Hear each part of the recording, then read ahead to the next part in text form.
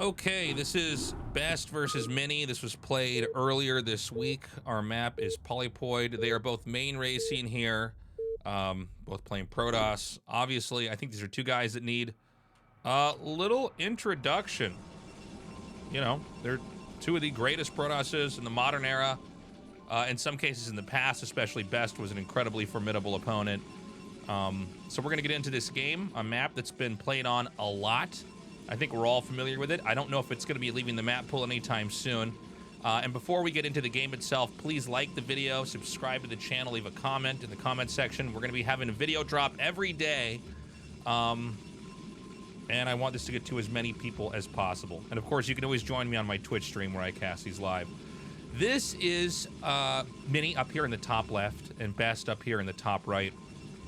Now, Mini is, I guess, along with Snow, you know, the most talked about Protoss, the most studied Protoss, the most watched Protoss out there.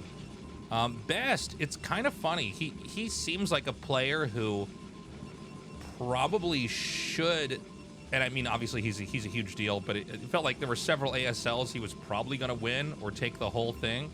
He's one of the players, both Artosis and I, when we cast ASL, a lot of times we just say, look, I think this guy's gonna win an ASL, you know, like we saw with Sulky and all these other great players. The question is gonna be when. But Best seems to struggle a little bit more in like best of fives, best of sevens, long series. But I would say on ladder especially, he's very solid. I think he's got a very well-rounded approach to the game. Not as high risk-taking as somebody like Mini, which maybe is why Mini's had a little bit more success, but you know, if you're especially a beginner, I think that Best is one of the better players to try to study. And he also has some cool characteristics in his play. I think he uses Dark Archons more than most players. So he makes for some interesting games.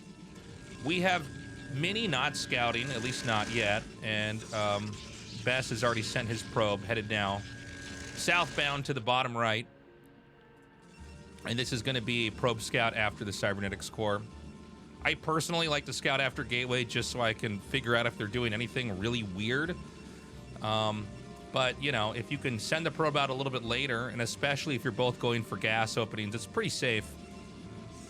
Funnily enough, a lot of the non-Korean players have been doing 2-gate builds. We just don't see this really picking up in Korea, although I do think 2-gateway openers are viable. Not 2-gate all-ins, by the way, but like Zealot pressure builds into tech.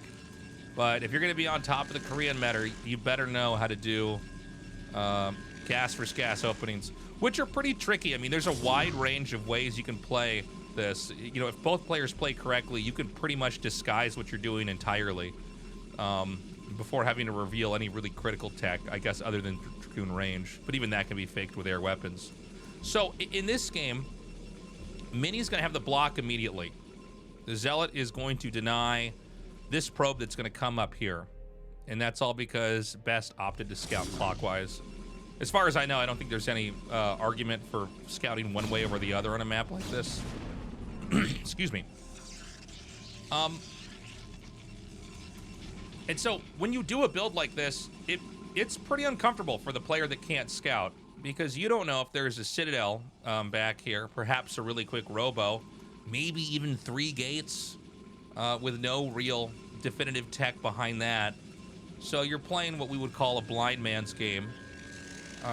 This can be handled fine here from Best, but you generally have to play more conservatively. Keep in mind, some players will take a position like this and not tech at all, and then just try to make a nexus and keep Dragoons out here so that you can't really scout. I think out of all the matchups in the game, this is the one that probably allows for the most deception and the most kind of odds-based play. So, what has Mini seen? Mini has seen, you know, that this is a core opening. He did not scout the robo because there's no way Best should have let him see that. And what Best is doing is, if I'm seeing this correctly, probably going to be a robo expand, although if it was Stork playing, he might throw down a second gateway here. So it's going to be observers first. A good peek in here with this probe. He sees there's no nexus just yet. Now, what's funny about this is really actually Mini playing conservatively, which is maybe a little bit counterintuitive since he got the scout off. but he wants to play a safe game.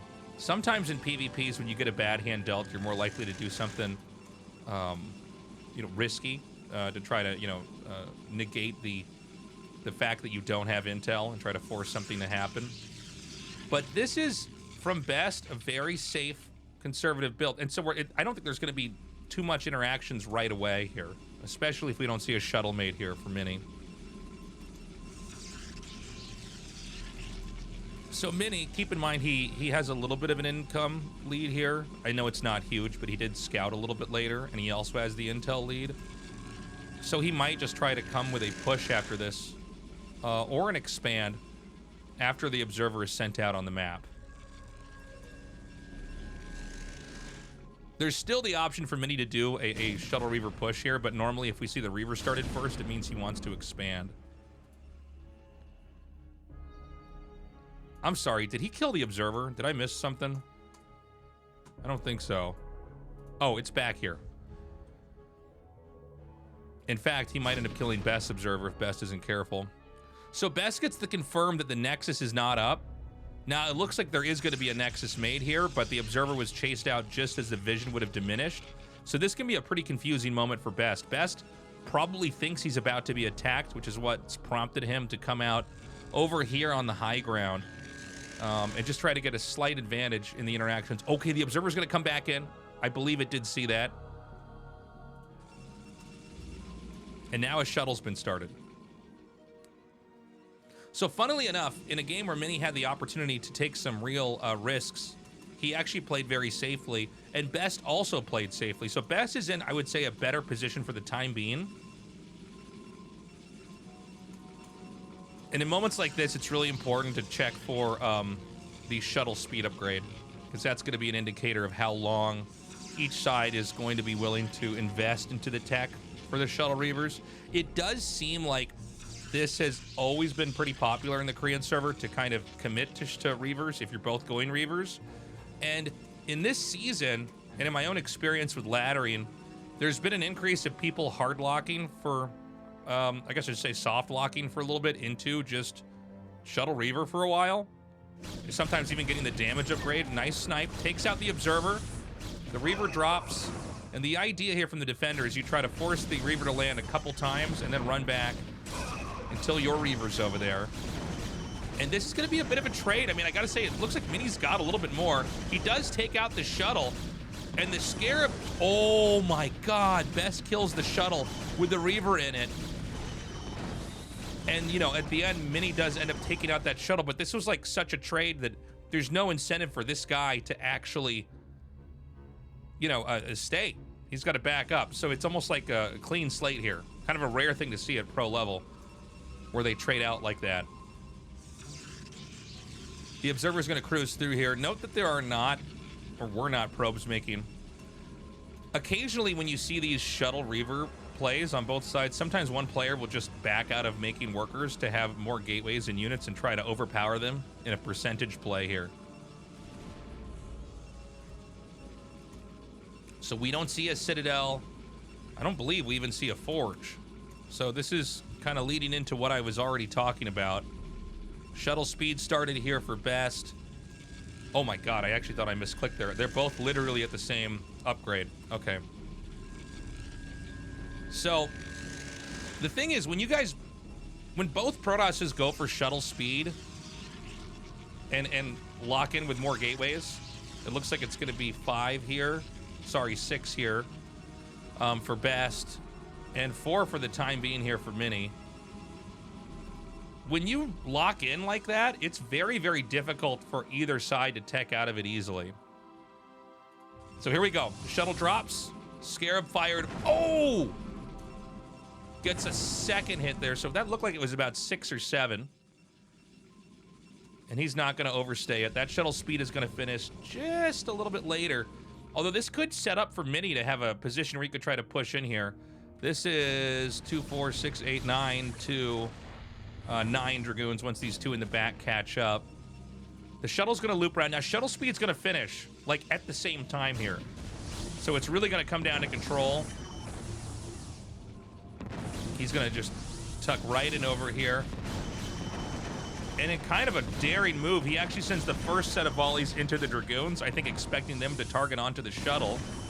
And, I mean, this is looking really bad right now for Mini. Mini's going to come dive onto the... That's it. Mini backs out.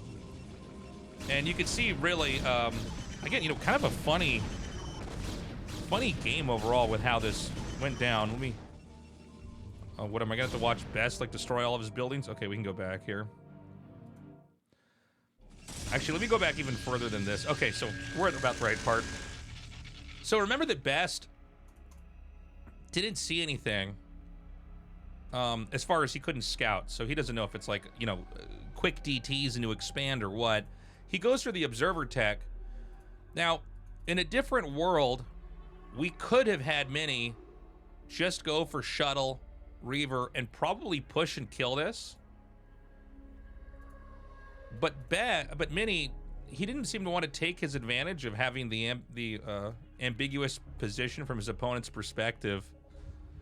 And so when two guys play safe, the guy that expands first is ahead. It's really not a complicated situation. If you're both prepared to not die to DTs and this guy gets his Nexus up quicker, you're going to be okay. And then I think we saw some interactions here where the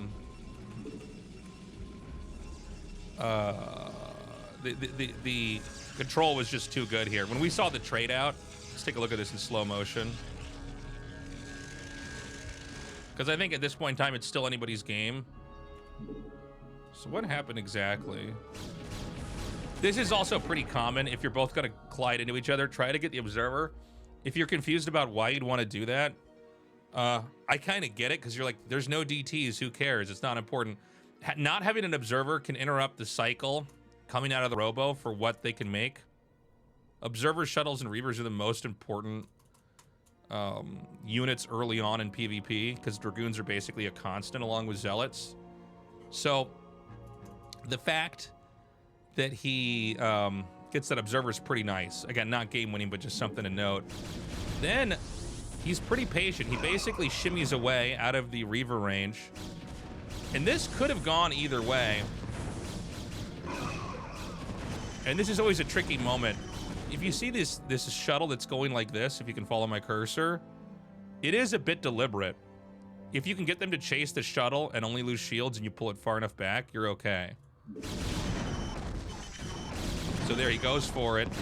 Now he actually gets it, but at the same time, from the switch between Mini targeting that to then trying to take care of his own Reaver, he makes probably the worst micro mistake you can make in PvP, and I think we've all experienced this if we play the matchup, is you pick up anticipating targeting on the Reaver when it's the shuttle. And he loses it. And this doesn't lose Mini the game, but it takes the wind out of his sails. And keep in mind, he already expanded later. So, I mean, what are you going to do? Anyways, great game. I appreciate games like that. If you like this kind of content, again, please subscribe to my YouTube channel. A video every day coming out. See this Gosu shirt? I guess you actually can't. See this? You can get this at my shop, tastelessthreads.com. We got a bunch of cool stuff on there. 10% off for the Christmas holidays. Yeah, and I'll see you in a future video. Thank you for watching.